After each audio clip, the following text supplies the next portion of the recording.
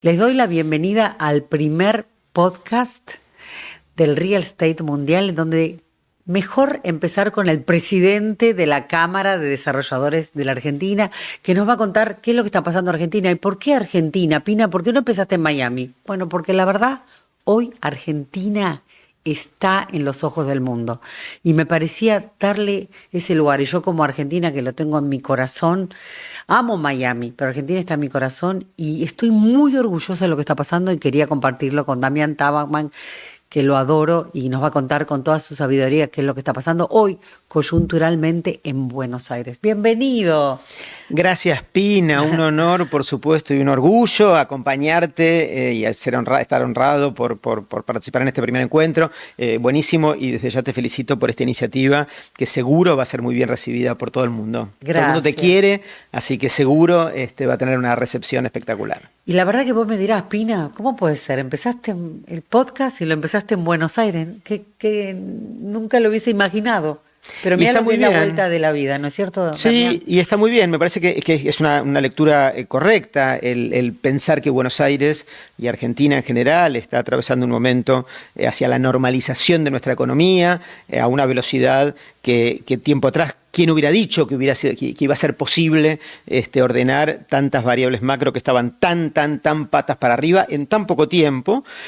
Por supuesto que no está normalizado, ni todo es perfecto aún, pero bueno, vos sos muy amiga de grandes inversores y gente que en general de cara a las cosas que hace en términos de negocios procura anticiparse, ¿verdad? Entonces, es cierto que todavía no terminó de salir el sol. Es cierto que cada tanto tenemos algunos golpes de incertidumbre que nos recuerdan las pesadillas de antaño, pero también es cierto que los inversores más sabios y más exitosos son los que saben anticiparse. Entonces me suena que el haber puesto los ojos hoy en este mercado es abrirle los ojos a los que tienen vocación por anticiparse, pensando y entendiendo que una vez que el sol haya salido es muy posible que sea todo mucho más caro. Totalmente, qué lindo lo que decís, y es verdad, a mí me gusta también, como vos decís, anticiparse. En el real estate qué importante es anticiparse. Y bueno, vamos a anticipar y vamos a educar a la gente. ¿Qué está pasando ahora con el real estate en Argentina? El real estate en realidad son múltiples subsectores que conviven simultáneamente, algunos que de cara al rumbo que tomó la economía argentina más rápidamente se vieron beneficiados, sobre todo el universo de las transacciones vinculadas con unidades usadas, existentes, terminadas, o recientemente terminadas, digo, pero que pueden ser puestas en el mercado de inmediato y ser usadas tan pronto como alguien cierra un contrato vinculado con esas operaciones, y ese mundo está atravesando un momento bastante bueno, no diría muy bueno, porque muy bueno no serán otros sectores, pero claramente está, si se quiere, como del lado de los ganadores, de la mano de 2 o 3 medidas que fue adoptando el gobierno, muchas que han jugado muy positivamente, específicamente para nuestro sector. La primera, y de mucho impacto, que todos recordamos muy bien, es la derogación de la espantosa ley de alquileres que supimos tener hasta el gobierno anterior. Exacto. Y que eso normalizó el mercado locativo. Y después, naturalmente, esto otro, que es la reaparición, todavía incipiente, pero reaparición al fin del crédito hipotecario. Y estas dos cosas impactan como muy directamente sobre el mundo, como te digo, del usado. Y hay un volumen de transaccionalidad mucho más grande que el que había en el pasado, de compraventas, de unidades que se ponen en el mercado de alquileres y unidades que se alquilan, de transacciones que se hacen con crédito hipotecario. Por supuesto, insisto, que es incipiente, que tiene además sus propios vaivenes, ¿no? Hay momentos en los cuales los bancos por alguna razón se entusiasman y se inundan de confianza, y entonces las tasas parecen ser como las internacionales, más inflación siempre, pero aún así como las internacionales, y otros momentos en los cuales se atemorizan, ¿no? Y suben un poco y se vuelven más restrictivos. Bueno, son momentos, pero en términos generales hoy, por ejemplo, en la Ciudad de Buenos Aires, no sé, algo parecido al 25% de las transacciones se hacen de compraventa, se hace con crédito hipotecario. Wow. Y salen rápido los Salen rápido, sí, sí. En el interior no están así, ¿eh? Los bancos, como es obvio, exigen mucha formalidad de ingresos del sujeto de crédito, y el interior es un poquito menos formal que Buenos Aires, entonces es más difícil colocar este producto para los bancos en el interior, pero en Buenos Aires, que es el lugar donde esto más se da, llega hasta este volumen, y hay momentos, ¿no? Por supuesto creció un montón, porque antes era 0, con lo cual de 0 al 25% es un ratio de crecimiento extraordinario.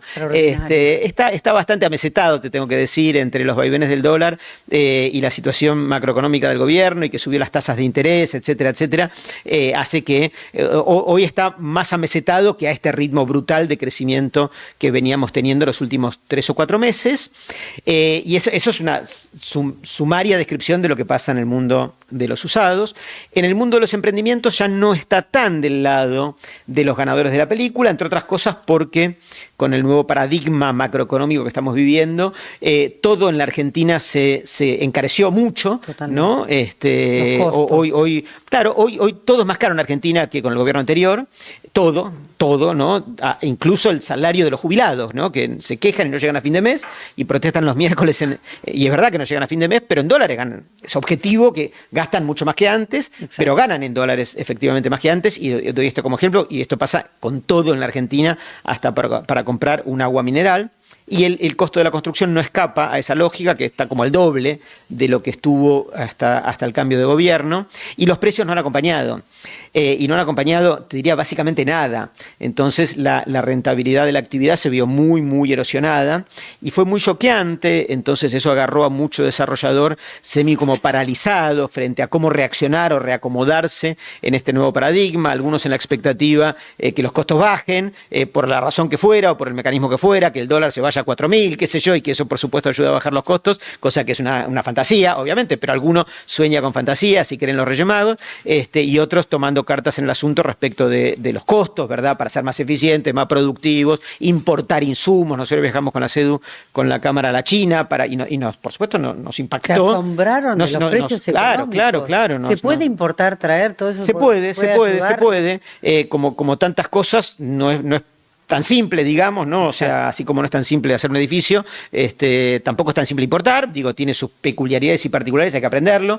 Como nosotros no estamos acostumbrados a hacerlo, no sabemos, así que hay un proceso de aprendizaje, pero sí, sin lugar a dudas, los insumos de la construcción en la China, y fuimos a la China, pero porque había que elegir un destino para viajar, pero pasa igual en tantos otros países del mundo que tienen una industria local potente como tiene la China, la India, otros lugares en Asia, Brasil, qué sé yo, hay varios lugares del mundo en los cuales efectivamente, como tienen volúmenes gigantescos de fabricación, de producción de insumos, y como su mercado es el mundo, y como además tienen gigantescas inversiones en tecnología, tienen, claro, finalmente precios de estos insumos que son brutalmente más baratos que los que están acá, con lo cual eso también habrá alguna expectativa de baja de costos, te insisto, entre la productividad, que antes con la inflación alta estaba fuera de agenda y que hoy es importante, la importación y algunas que otras cosas, hay como una expectativa de reacomodar, si se pudiera, la rentabilidad de los proyectos de la mano de la reducción de los costos, y también, ¿por qué no decirlo?, de la mano de mejorar los productos, ¿verdad? Exacto. Productos que puedan convertirse en lo suficientemente aspiracionales o demandados como para que uno pueda venderlos más caros y aún así tener demanda. Bueno, qué sé yo, vos conocés el mercado internacional mucho mejor que yo, y si uno comparara, Pina, lo que cuesta estos que llamamos, hoy que está tan de moda en Miami, ¿no? Branded residencies, exacto, ¿no? Estas vos que sabés tienen, que era una de las preguntas que te iba a hacer. Déjame que te lo diga, pero estas residencias que tienen marcas súper aspiracionales, ¿no? Por las cuales la gente muere por sentir que pertenece, ¿no? a esos ecosistemas, como las de modas, de superlujo, o las de autos, o las de hotelería, de 6 estrellas, qué sé yo, algo de ese estilo. Eso por supuesto es una herramienta potente eventualmente también para ayudar a que los precios sean más altos, de la mano de como contrapartida agregar valor, pero hoy, ¿no? Si alguien ofreciera en Puerto Madero, por decir algo, un producto de esa naturaleza, saldría al mercado, qué sé yo, como por lo menos a un tercio de lo que valdría un producto equivalente en Saniail, ¿verdad? O en Málaga, que yo que sé, en la Costa del Sol, ¿no? Totalmente. O sea, las diferencias son muy significativas para igual calidad, ¿no? Exacto. Es decir, comparando peras con peras, ¿no? No comparando con cualquier otra cosa. Y eso, por supuesto, es un atributo que uno tiene que mirar y que es un camino eventualmente a recorrer, en primer lugar, para lograr acomodar los precios al alza de cara al aumento de costos y, por otro lado, ¿por qué no? El abrir las puertas a potenciales compradores, inversores, gente que no es de Buenos Aires, o por lo menos que no vive en Buenos Aires, que pueda encontrar como atractivo la posibilidad de adquirir este tipo de unidades. Y adicionalmente, el otro capítulo es el del financiamiento, ¿no? Nuestra actividad siempre estuvo en Argentina como muy desenganchada del financiamiento, ¿cómo decirlo?, post-posesión, ¿verdad? O sea, la forma de trabajo del desarrollador argentino siempre ha sido, en su enorme mayoría, el vender las unidades, cobrándole a los compradores algo parecido al 100% del precio en cuotas durante la construcción, de forma tal que a la hora de recibir la llave está todo pagado o algo parecido, ¿no? Cosa que va completamente a contramano de lo que ocurre en todo el resto del planeta, ¿verdad? Exacto. O sea, en todo el resto del mundo. Pero bueno. Que también nos dio cierta solidez, ¿no? Porque era como, nosotros somos como el único país del mundo donde todo lo que vos ves en el mundo inmobiliario sabés que está pagado al 100%.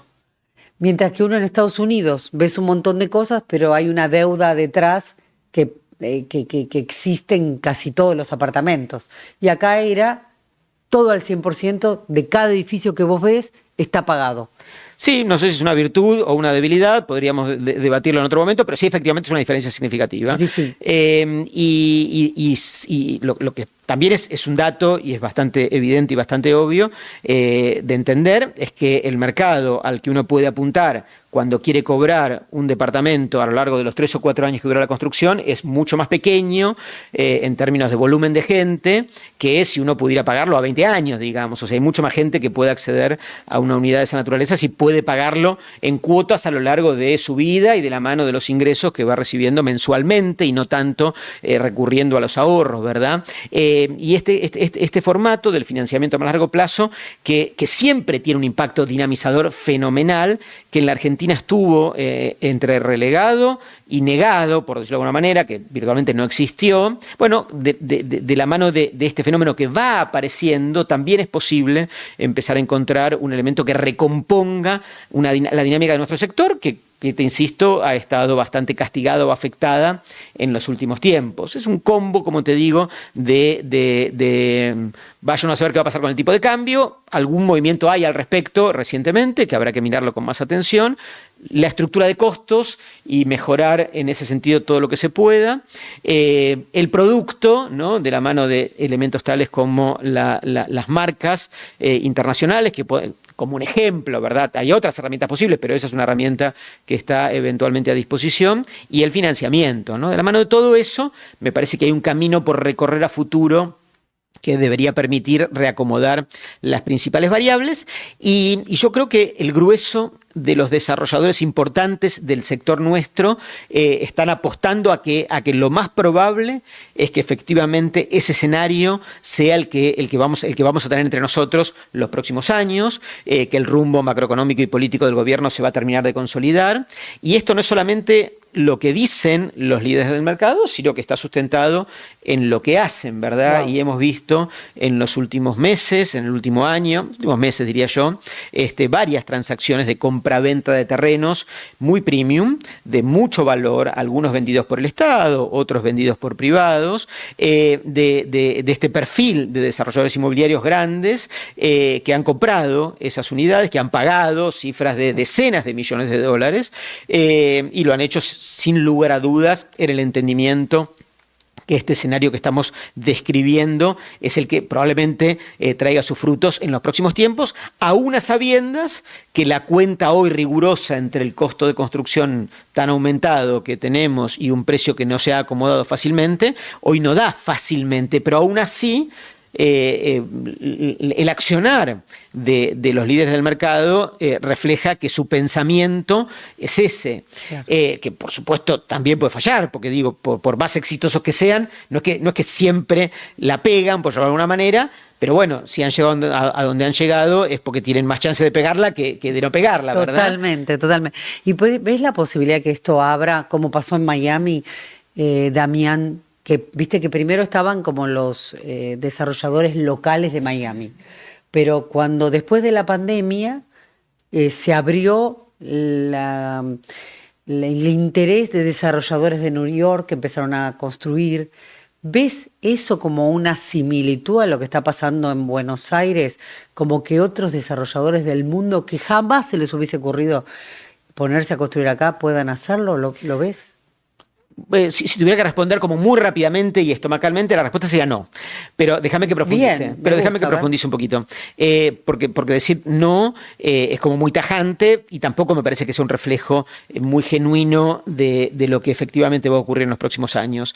La Argentina tiene una dinámica de funcionamiento de los negocios en su conjunto, de todo, casi todos los negocios, por decir todos los negocios en un conjunto, y el desarrollo inmobiliario en particular, muy peculiar, muy propio del cómo se hacen los proyectos inmobiliarios acá, no tanto cómo se concibe el producto como tal, o sea, la arquitectura, el marketing, el posicionamiento del producto, sí en muchos casos se inspira y reconoce como similitudes, como decíamos un ratito, las branded residencies, por ejemplo, digamos, es fácil reconocer similitudes en otros lugares del mundo, pero cuando vos empezás a mirar la trastienda de todo lo que sucede para que finalmente haya una residencia con marca o cualquier cosa parecida, en esa trastienda sí hay diferencias gigantescas respecto del cómo se hacen las cosas en otros países del mundo, respecto del cómo se financian los proyectos, de quién es el perfil de inversores, de cómo es la relación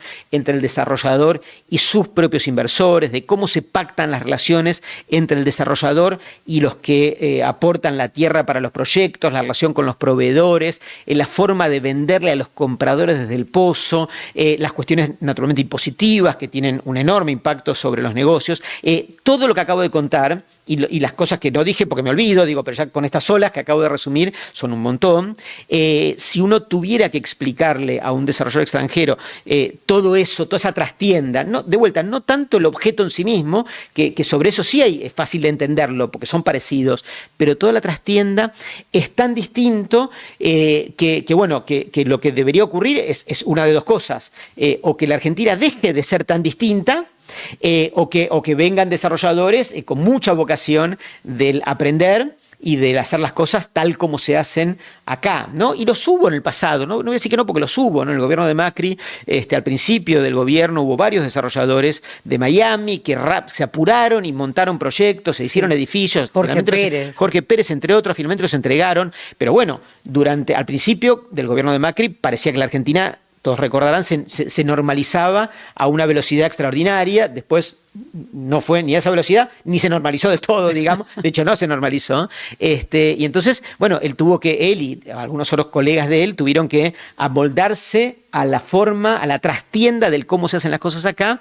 Y claramente no está fácil. Bueno, ellos ya estaban en medio del río, con lo cual no tenían más alternativa que amoldarse, obviamente, ¿verdad? Pero si ellos hubieran querido hacer las cosas en la trastienda, tal como la hacen en sus mercados, simplemente era imposible. O sea, ir al banco, sacar un construction loan, tener una estructura de equity con sus inversores, los promote, que sé, la jerga de lo que vos bien sabés que se utiliza en el día a día del desarrollo inmobiliario en el mundo desarrollado.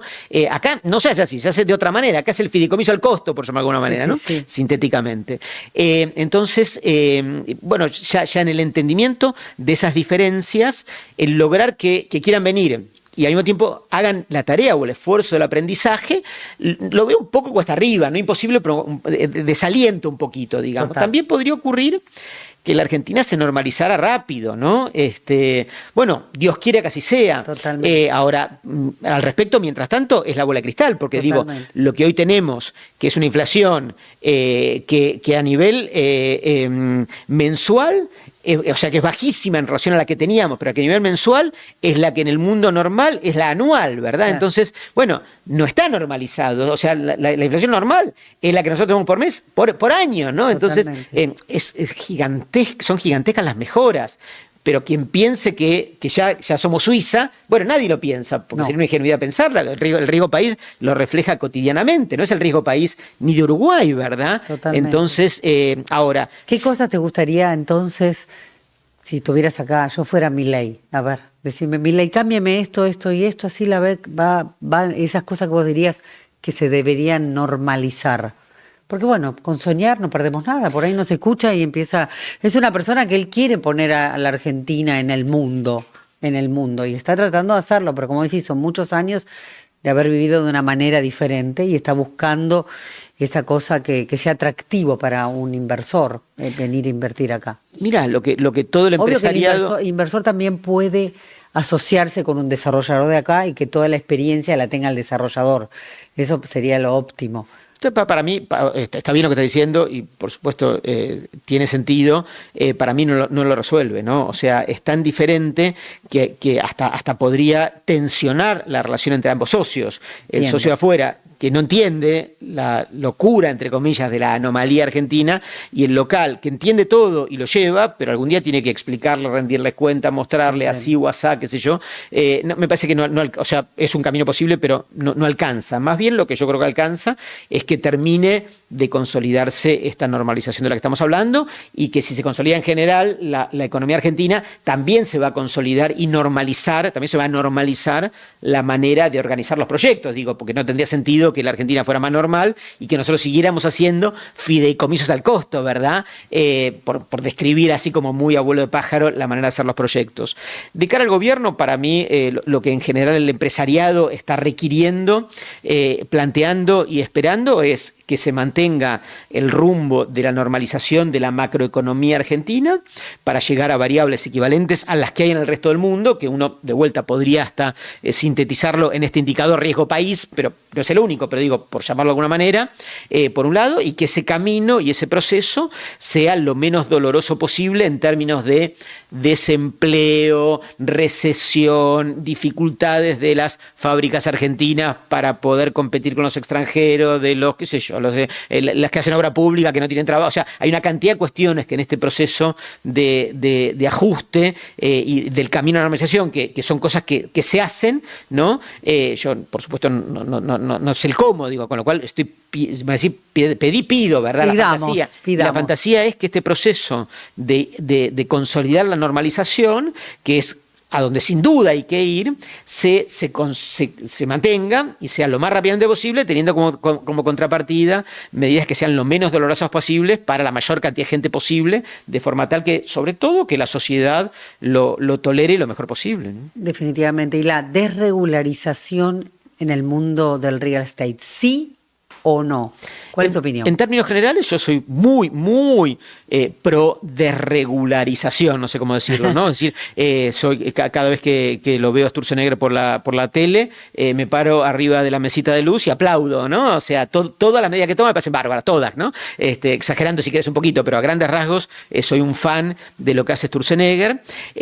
Después, respecto del sector, hay muchas particularidades, digamos, ¿no? Cómo impactan los avances de la desregulación sobre el mundo de los notarios, por ejemplo, que hay un intento en este sentido, respecto de los escribanos, cómo avanza el mundo de la desregulación en el universo de los brokers o corredores inmobiliarios, cómo avanza respecto de los profesionales como yo, los arquitectos, los ingenieros, ¿verdad? Que nosotros tenemos como un sistema muy consolidado y de muchísimos años de autorregulación profesional de la mano de los colegios profesionales. Todo arquitecto que quiere trabajar como tal, yo no trabajo como arquitecto, soy como un ex arquitecto, pero los que trabajan como tales, yo lo soy, pero no trabajo de arquitecto, tienen que matricularse y tienen como un órgano de control que son los colegios profesionales, que también le toca lo mismo a los ingenieros, ¿verdad? Que son los que firman los planos de las obras, las estructuras y las construcciones.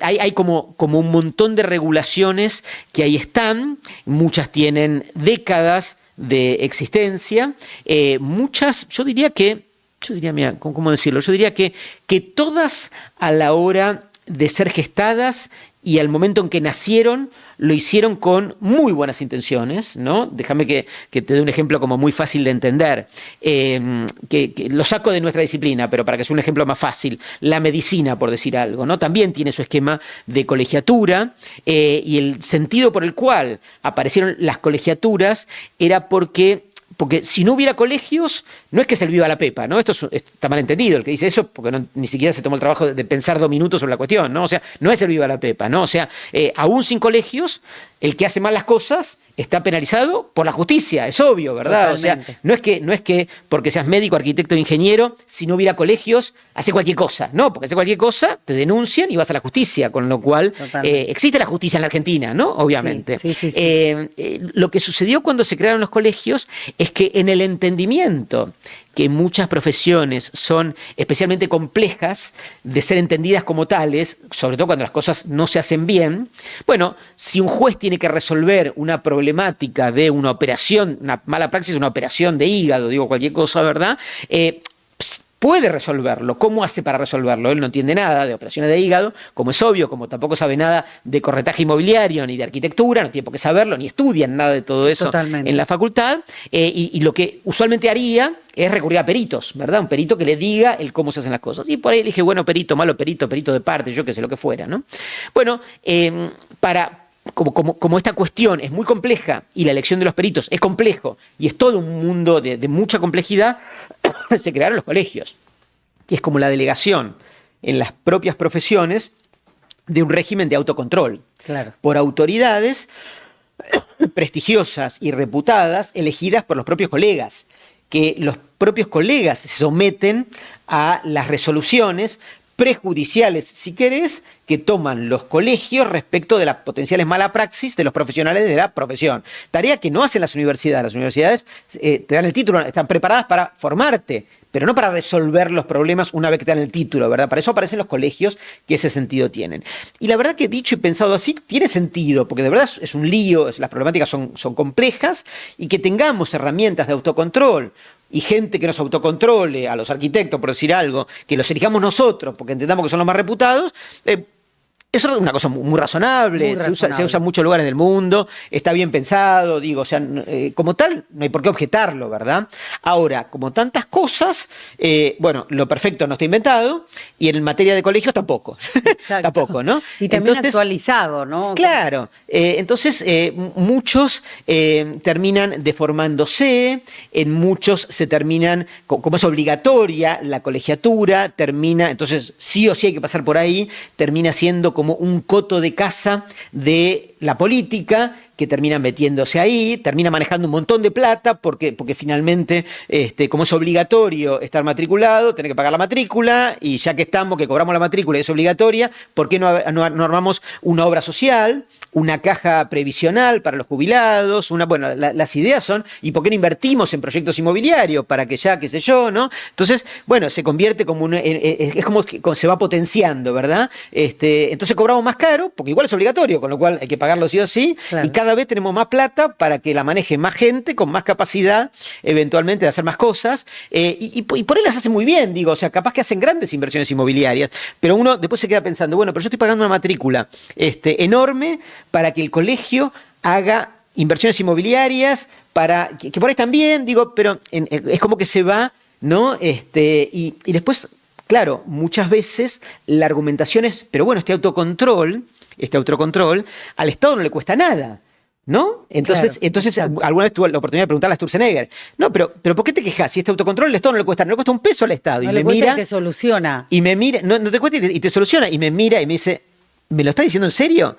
Entonces me descolocó, ¿no? A ver. Claro, porque si yo pago una matrícula mucho más cara, que al Estado no le cuesta nada, pero yo no la pago como, o sea, de alguna forma tengo que financiar el pago de una matrícula más cara. ¿Y cómo lo financio? Cobrando honorarios más caros. Y si cobro honorarios más caros para poder afrontar la matrícula y ganar plata, porque vivo de eso, ¿no? Finalmente estoy encareciendo el costo de construcción y estoy haciendo más inaccesible el acceso a la vivienda. Y si esto pasara solamente con el honorario del corredor inmobiliario, bueno, finalmente, o del escribano, finalmente sintonía fina, pero en la Argentina no es así. En la Argentina está lleno de cosas que generan un sobrecosto innecesario sobre algo tan elemental y tan básico como el acceso a la vivienda, entre otras cosas. La suma de, ¿no? ¿Qué sé yo? Sturzenegger puso el dedo en la llaga en los últimos tiempos en una institución llamada INTI. INTI es la que regula y aprueba los materiales de construcción, ¿no? Y entonces, de vuelta, todos los estudios de laboratorio que se hacen para aprobar materiales de construcción, los hace el INTI, ¿no? Y tiene el monopolio de esta cuestión, y si no pasa por el INTI, no puede poner un ladrillo, tiene que tener el sellito para cada cosa, ¿no? Y es verdad que eso no le cuesta nada al Estado, creo, no sé en detalle, pero a grandes rasgos, lo que decía Sturzenegger, no le cuesta nada al Estado, porque el INTI, por hacerte este estudio, le cobra al que lleva esto ahí. Pero de vuelta, se empieza a engrosar una entidad que tiene gerente, la política, los ñoquis, estoy exagerando, ¿no? No conozco el INTI en detalle, estoy haciendo un concepto, digamos, pero es lo que dice Sturzenegger, y creo que tiene razón, ¿no? Entonces, finalmente, el que fabrica ladrillos, para poder afrontar toda esa cadena de controles, regulaciones y qué sé yo, ¿qué hace? Cobra más caro el ladrillo, porque, ¿entendés? Porque no es que, porque de alguna forma tiene que financiar semejante cosa. Entonces, es la suma de una enorme cantidad de cosas, concebidas inicialmente con mucho criterio y mucha sabiduría, que si fuera una sola, irrelevante, como si vos me dijeras, mira, estamos discutiendo la comisión, el honorario del corredor inmobiliario, que es el 3%, 4%, y todo este sobrecosto implica que suba de 3 a 3,5, o que si lo sacás todo, por ahí baja al 3 o 3,20. No es, pero de verdad, y es lo que me decía Sturzenegger, y creo que tiene razón, es que no es solamente eso, es que en la Argentina está lleno de sobrecostos innecesarios, que no están expuestos. Es lo mismo que la fabricación nacional respecto de lo que veíamos. Mirá, nosotros ahora cuando fuimos a China, nos acompañó en el viaje, no lo voy a nombrar, pero importa, un fabricante argentino de un insumo muy clave y muy esencial para la construcción de edificios, que vino con nosotros a China, ¿no? Y que fabrica en Argentina y tiene un market share muy significativo en lo que produce. Y vino a China y de verdad allá encontraba que esto mismo, allá vale el 20%, no un 20% menos. El 20%. El 20% del 100 que vale acá. Exacto. Y entonces, de un insumo muy significativo. Y entonces yo preguntaba, ¿pero cómo puede ser? Y la respuesta del señor fue muy obvia. Mira, durante tantos años de una economía argentina tan cerrada, la maquinaria que yo tengo, no voy a decir cuál es la empresa, pero es muy importante, es de 1956. A pedal, ¿no? Así dijo él, a pedal, ¿no? No es a pedal, pero es metafórico, pero se entiende. Y la que vio él en la China de sus competidores es maquinaria del 2026 con inteligencia artificial que abastece al planeta entero.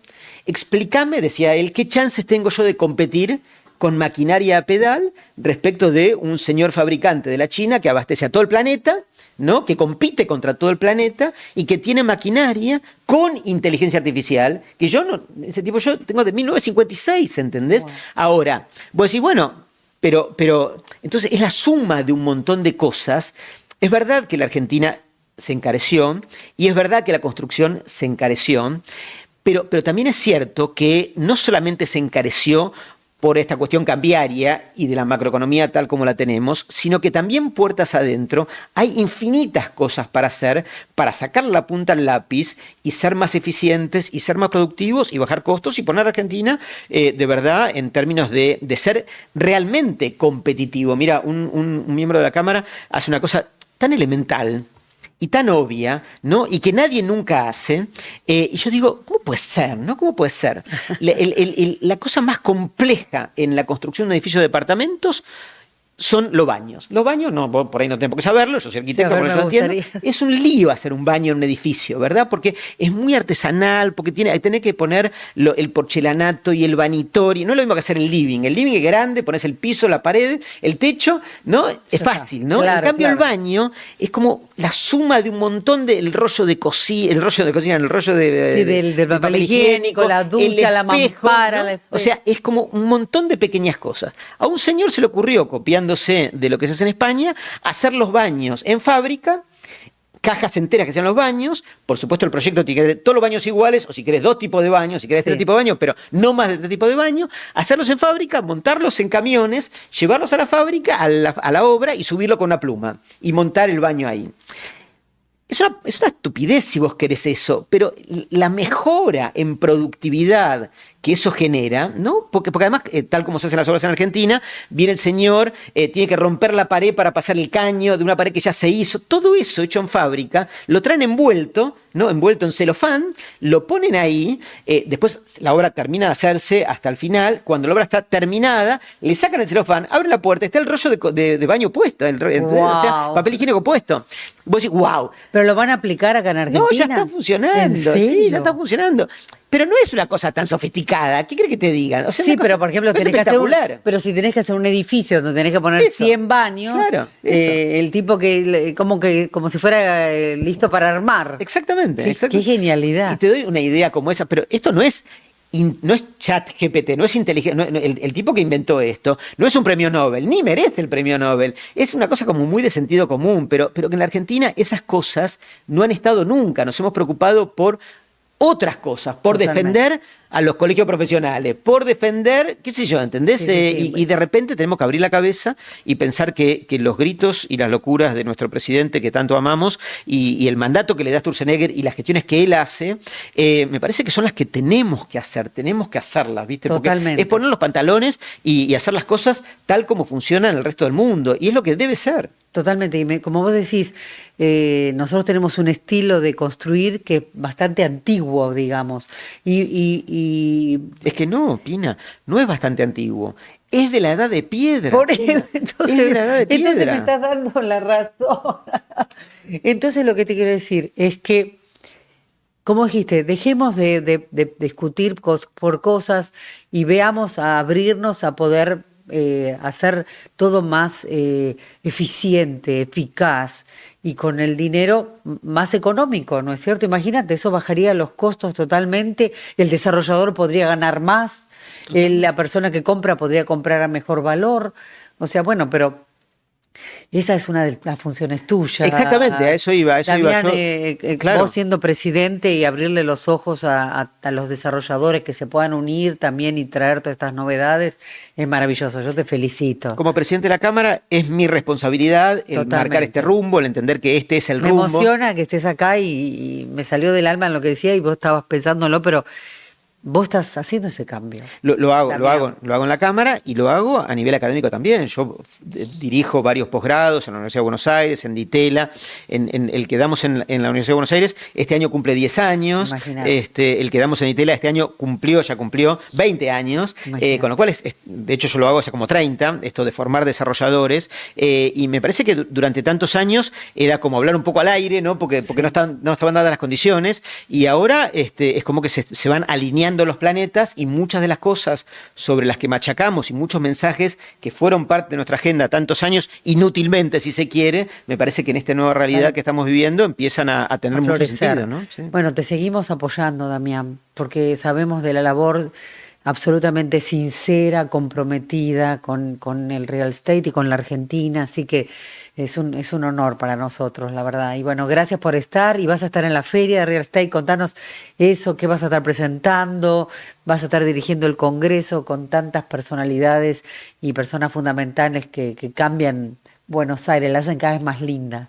Sí, el año pasado tuvimos el privilegio único de contar con el presidente de la Nación. Wow. Y bueno, no sé si vendrá este año o no, porque depende de su propia agenda, pero bueno, Claro. el año pasado estuvo, así que Sí, ojalá sí. podamos tenerlo nuevamente.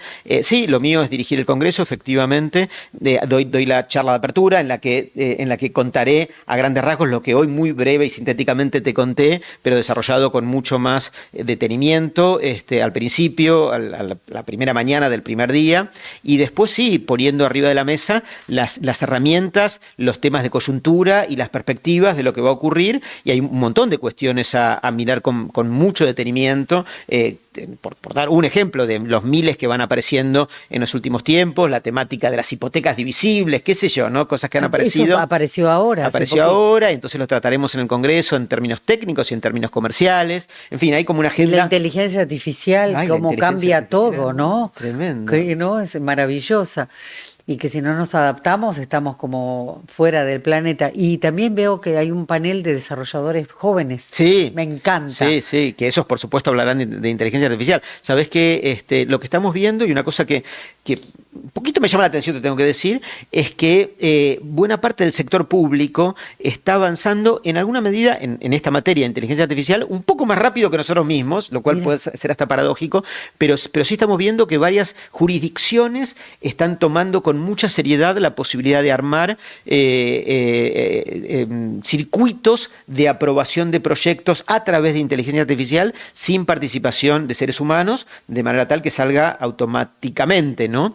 Y por supuesto que para todo lo complejo, lo burocrático, lo lento, lo complejo que ha sido durante tantos años el aprobar un plano en tantas jurisdicciones, que se incorporen este tipo de herramientas y que también las vamos a comentar en el Congreso, es una señal súper positiva y alentadora, ¿no? Qué bueno, te felicito, Damián. Y bueno, ahí voy a estar yo con un stand y voy a estar también trayendo un proyecto de Orlando nuevo con un desarrollador nuevo que nunca vino a la feria, no conoce Argentina, Miguel Barbosa, así que va a ser algo innovador para él y siempre buscando con las visiones de lo nuevo. Eso es un proyecto que se vende con título de propiedad por semana. Vos podés comprar arriba de una semana para lo que quieras, $29.000 una semana, para que un montón de gente que no quiere invertir o de tener su dinero, 200, 300, 400, $500.000, tenerlo estancado, no estancado, tener bloqueado para esa propiedad nada más, puede comprar una semana y usarlo cuando quiere o intercambiarlo. Y para mi sorpresa, Silvano tiene comprado de cosas así un montón.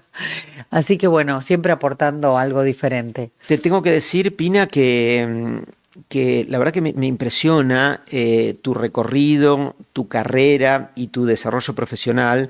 Quiero compartirlo y decirlo y mencionarlo públicamente. El esfuerzo que has puesto las últimas décadas por mostrar las virtudes y la potencialidad que tiene nuestra industria en general y de haber puesto en la cabeza de tanta gente a nuestro sector, que en muchos casos atraviesa una crisis y una problemática seria de reputación y que vos siempre hiciste como un esfuerzo de mostrar que acá hay mucho agregado de valor.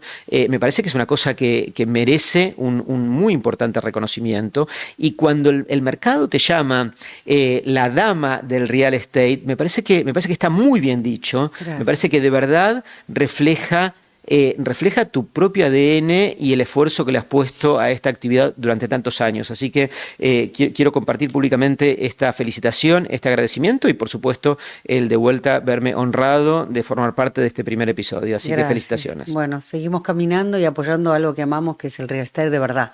Así que muchas gracias, Damián. Gracias.